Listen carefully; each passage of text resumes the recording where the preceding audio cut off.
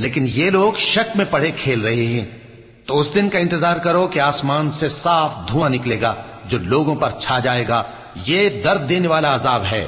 اس وقت وہ کہیں گے کہ اے پروردگار، ہم سے اس عذاب کو دور کر، ہم ایمان لاتے ہیں۔ اس وقت ان کو نصیحت کہاں مفید ہوگی، جبکہ ان کے پاس پیغمبر آ چکے جو ہمارے احکام کھول کر بیان کر دیتے تھے۔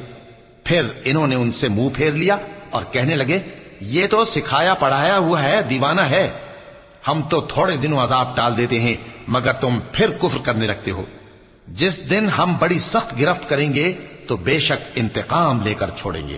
اور ان سے پہلے ہم نے قوم فرعون کی آزمائش کی اور ان کے پاس ایک عالی قدر پیغمبر آئے جنہوں نے یہ کہا کہ اللہ کے بندوں یعنی بنی اسرائیل کو میرے حوالے کر دو، میں تمہارا امانت دار پیغمبر ہوں، اور اللہ کے سامنے سرکشی نہ کرو، میں تمہارے پاس کھلی دلیل لے کر آیا ہوں، اور اس بات سے کہ تم مجھے سنسار کرو میں اپنے اور تمہارے پروردگار کی پناہ لے چکا ہوں، اور اگر مجھ پر ایمان نہیں لاتے تو مجھ سے الگ ہو جاؤ۔